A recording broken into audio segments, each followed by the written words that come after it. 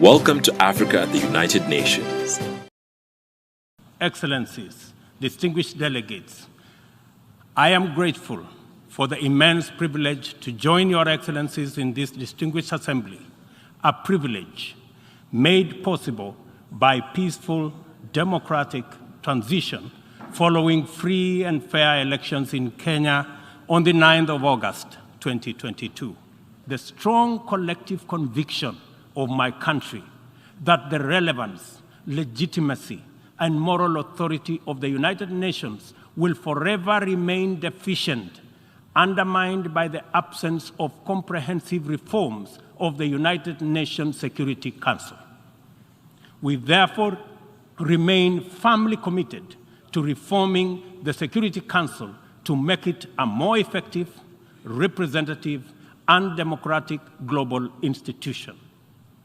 Given the magnitude and variety of challenges the world continues to confront, a more fit for purpose United Nations is urgently needed, one that possesses the legitimacy and efficacy in dealing with threats to international peace and security.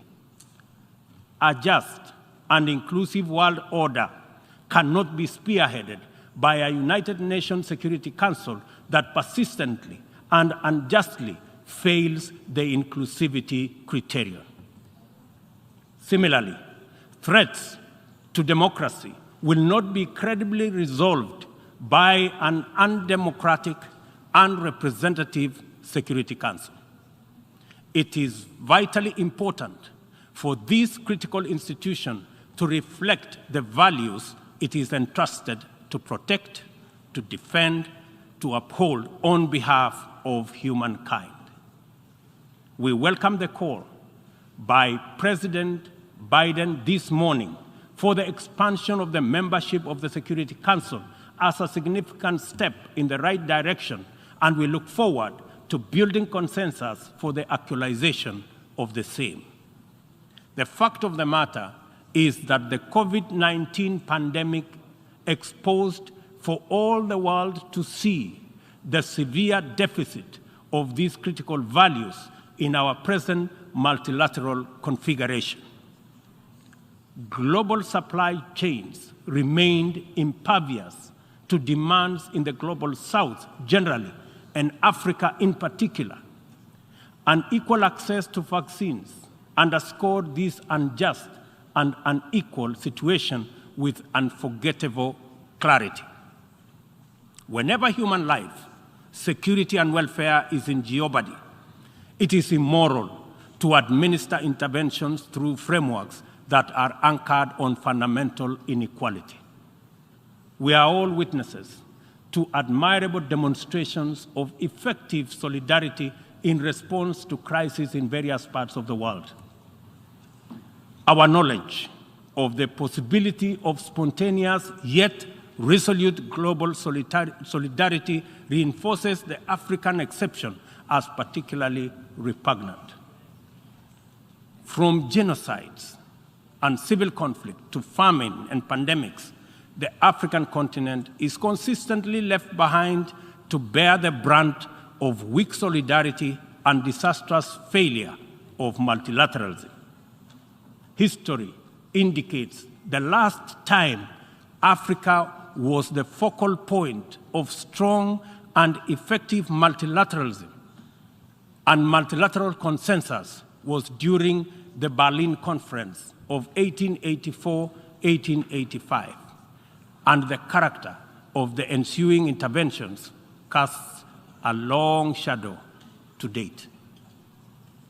Not to put too fine a point to it, the failure of multilateralism during crises which relegate the people of Africa outside the cycle of moral consideration and normalizes humanitarian neglect and other casual injustices are failures of humanity. Nothing about Africa, and I say nothing about Africa or its people makes it acceptable for this type of failure to persist in this era. And we have an urgent moral duty to do better, and to right this wrong. In conclusion, Kenya joins the Secretary General in calling for the strengthening of multilateralism as the only sustainable path to a peaceful, stable, and prosperous world for all. This is the imperative of our time and the call of this moment. It is time to work on the trust deficit with stronger conviction that none of us is really safe until all of us are safe. The theme of the 77th session, and I quote, "A watershed moment, transformative solutions to interlocking challenges," end of quote, demands that we recognize the crises we must confront are interlinked in a complicated way. They can only be effectively addressed through more imaginative strategies and innovative formula. A population of 8 billion people in a densely networked world increasingly looks up to the multilateral system as the anchor for their individual aspirations directly and indirectly through robust national frameworks. Increasingly, therefore, the United Nations system is expected to be responsive to these needs and for the proceedings in this forum, in a forum like this, to speak to ordinary people in far-flung reaches of our incredibly diverse globe. It is impossible to address all their individual needs directly, but it is possible to respond to all of them by speaking with conviction to the universal values of equality, inclusion, justice, solidarity, and collective action, and by making sure that all our interventions effectively reflect them with clarity. The integrity of the international order must be measured by the distance separating our resolutions, consensus, and agreement from decisions, actions, committed interventions, and effective solutions.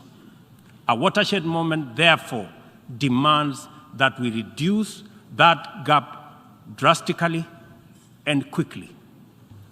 Kenya pursues numerous essential domestic agenda through the multilateral framework. We are heavily invested in the strength, effectiveness, and eventual success of all interventions formulated by the United Nations.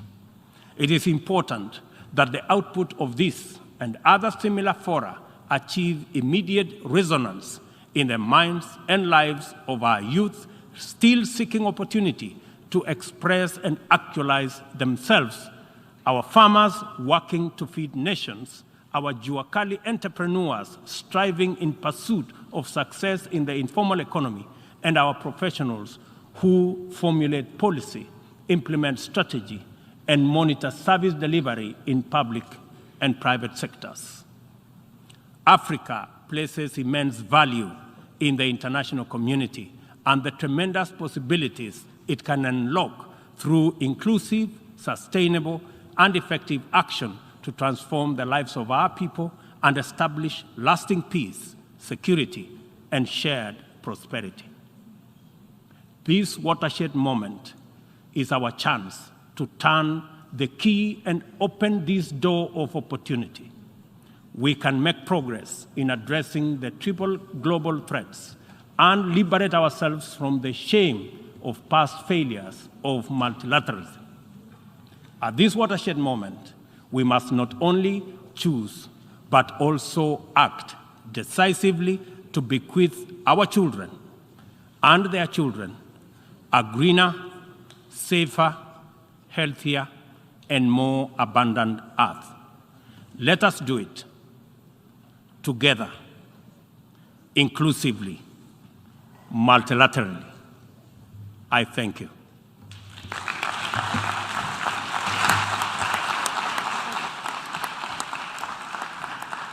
Did you like or hate what you heard?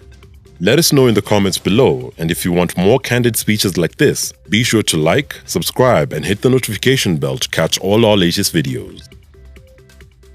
And please feel free to leave your suggestions, news tips, or topics about Africa you'd like us to cover.